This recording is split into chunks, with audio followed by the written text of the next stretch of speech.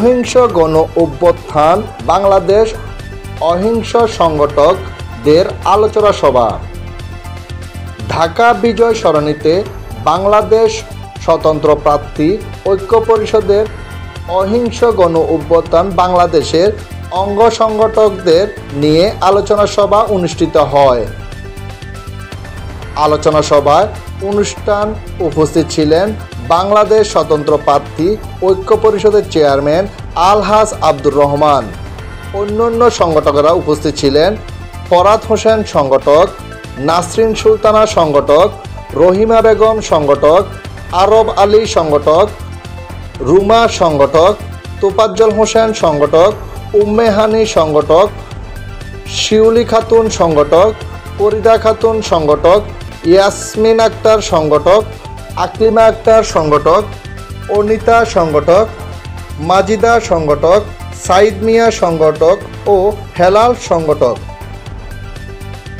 আলহাজ আব্দুর রহিম বলেন, তার নিজস্ব সম্পত্তি কমলিটোলা বাজারের জমির টাকা উদ্ধার করে অহিংস গণ অভ্যুত্থান বাংলাদেশের সংগঠকদের 100 কোটি টাকা অনুদানের প্রদান করবেন বিনা স্বার্থে অসহায় মানুষদের জন্য।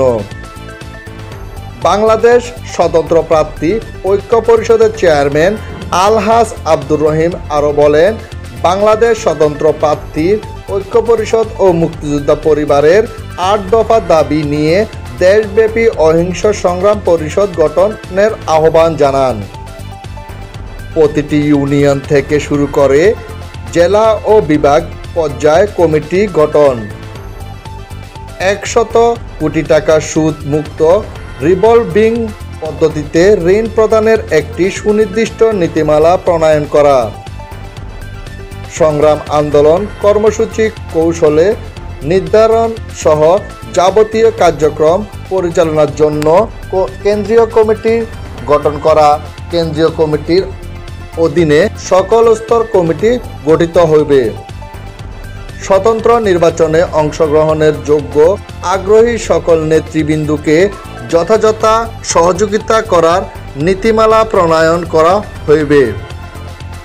সকল সদস্যকে বাংলাদেশ স্বতন্ত্র প্রার্থী ঐক্য পরিষদের পক্ষে সারা দেশব্যাপী জনমত গঠনের সক্রিয়ভাবে মাঠে পর্যায়ে কেন্দ্রীয় নির্দেশনা মোতাবেক কাজ করতে হইবে।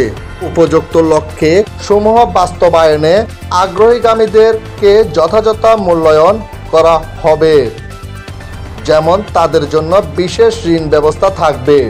তিনি আরও বলে, তাদের 8 দফা দাবি আগামী 10 আগস্ট হইতে জাতীয় প্রেস ক্লাবের সামনে লাগাতার বিক্ষোভ কর্মসূচি দাবি আদায়ের লক্ষ্য চলবে।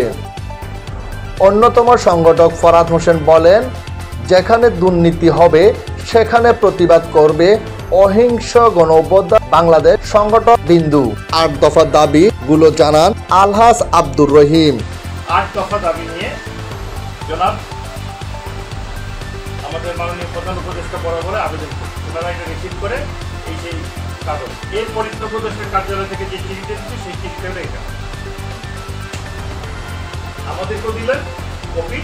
আর সরকারের সংশ্লিষ্ট মন্ত্রণালয়ে কি বলছেন, বিষয় ছিল মুক্তিযোদ্ধা পরিবার ও বাংলাদেশ স্বতন্ত্র প্রার্থী ঐক্য পরিষদের পক্ষে 8 দফা দাবি সদয় বিবেচনা করবে।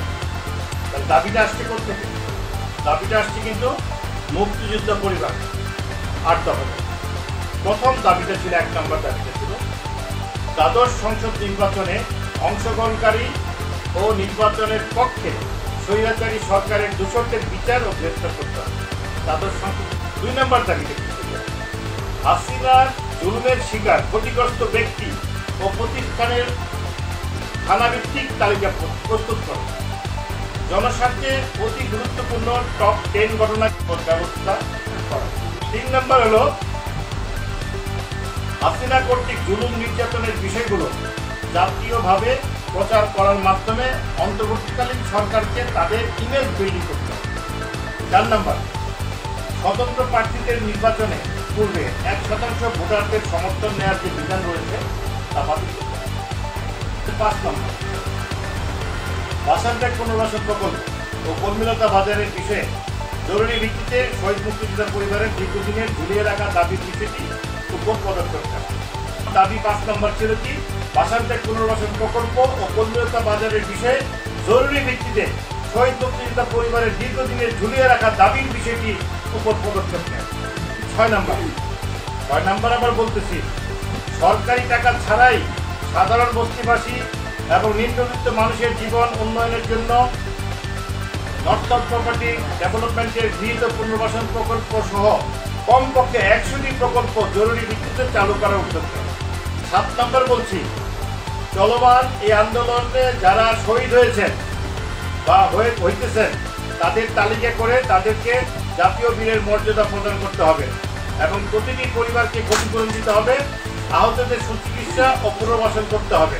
7 নম্বর আবার বলতেছি, বাসান্তেক পুনর্বাসন প্রকল্প এবং কর্মীলতা বাজার বিষয়ে শহীদ পরিবারের চলমান আন্দোলন ও দাবিকে মেনে নেওয়া, মেনে নিতে হবে। এই হলো 8টা দাবি। ফখরুল আলম সাজু, আনাজ বাংলা টিভি, ঢাকা।